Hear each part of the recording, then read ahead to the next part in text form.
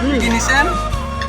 আপাতত সালাদ, হ্যাঁ মটন, হ্যাঁ। মাছ, প্লেন রাইস। এই সিস্টেমটা তোমার কেমন লাগলো?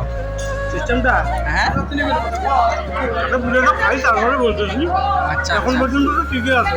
ও, না প্রথম থেকে সিস্টেমটা যেটা দেখলাম সেটা কীরকম লাগলো একটু বললে ভালো হতো। আর একটু অভিনত্ব আছে, হ্যাঁ। নতুনত্ব আছে, খারাপ না, ভালোই লাগলো।